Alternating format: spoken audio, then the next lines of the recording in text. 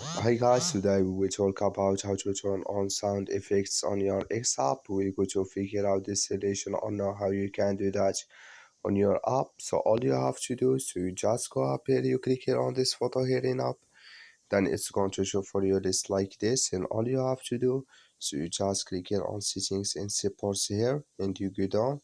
So then you click here on settings and privacy here, then you come here to this list and you just go down. So then you click here on accessibility, display and languages, and you click here on display. So and you come here to sound effects, you just click here on this sign, and like you see this color show for us, that means sound effects is some on no. That's all you have to do. Thank you for watching. Don't forget to support us by liking, subscribe.